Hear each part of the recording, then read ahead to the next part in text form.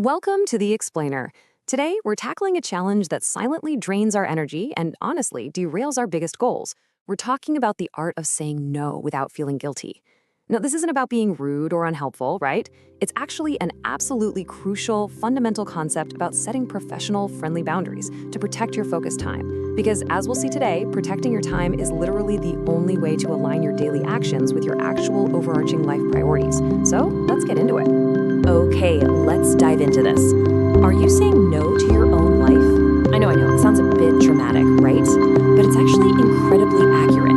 You see, we often don't realize that time is a zero-sum game. Every single time you say yes to someone else's minor request, a quick favor, a meeting without an agenda, an extra project you definitely don't have capacity for, you are simultaneously directly saying no to your own life's vision. You're trading a piece of your ultimate goals, your peace of mind, and even your family time just to accommodate a minor blip on someone else's radar.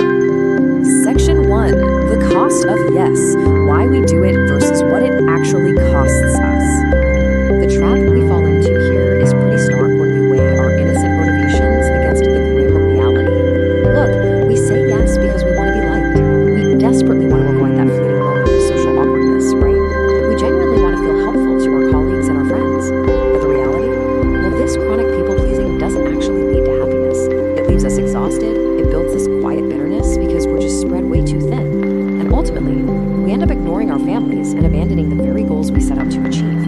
We essentially trade our life's architecture just to avoid 5 seconds of conversational discomfort. And suddenly, bam, you're agreeing to organize the entire office holiday party or bake 3 dozen cupcakes at midnight just because no one else raised their hand. No way, we can't keep doing that. Recognizing this intense friction between wanting to be helpful and the reality of burnout, well, that's step 1. But awareness alone isn't enough, is it? We have to move from overcomplicating our emotional responses into direct physical action. When that anxiety flares up, when someone asks you for a favor and your heart just sinks because you know you don't have the time, you need a reliable, concrete system to fall back on. We must build a physical bridge right out of this anxiety through ingrained habits. Which brings us to Section 2, the Action Blueprint, 3 steps to reclaim your time. Now, what's really interesting about this slide is you can start using these 3 highly practical tactics the minute this explainer is over.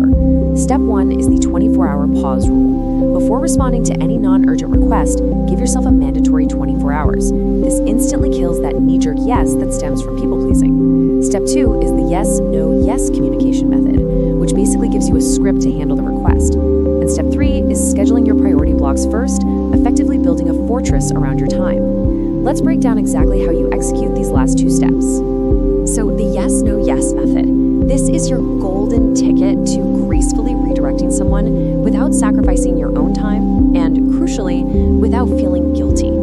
It's like a conversational secret weapon. First, you say yes to the person by validating their request.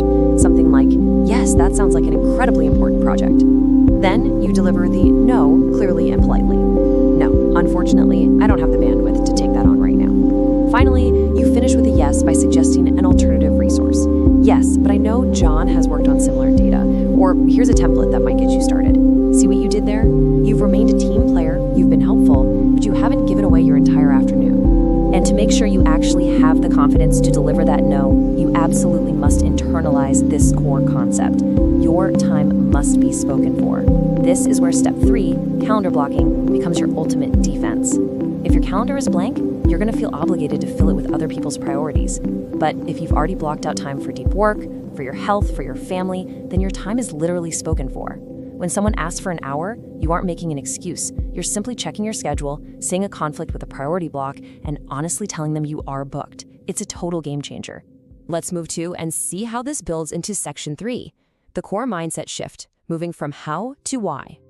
We're moving from the tactical how to the deeply psychological why here. Look, tactics and scripts will eventually fail if you don't undergo a fundamental mindset shift around the word no. Saying no is not rejection. I know we've been conditioned to feel guilty, to feel like we're letting people down, but that guilt, it's entirely misplaced. Saying no is actually an act of deep self-respect and laser-sharp focus.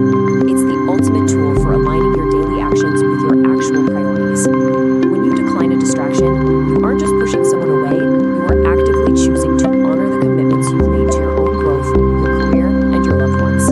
You're shifting from a mindset of obligation straight into a mindset of intentionality. Your time is your life.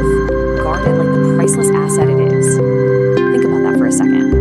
When we give away our time thoughtlessly, we are literally giving away fragments of our lives. You wouldn't hand over your life savings to someone just because they asked to avoid an awkward silence, would you? Of course not. Your time is infinitely more valuable than money because it's entirely finite. Guarding it doesn't make you selfish. It makes you a steward of your own potential. So, I want to leave you with a provocative question to ponder today. What minor request will you say no to today to protect your life's vision? Don't wait for tomorrow. Look at your inbox, look at your calendar, find that one thing that just doesn't serve your goals, take a deep breath and practice your yes, no, yes. Implement this immediately. Thank you so much for joining me for this explainer. Keep guarding that priceless asset, stay focused, and keep building the life you actually want.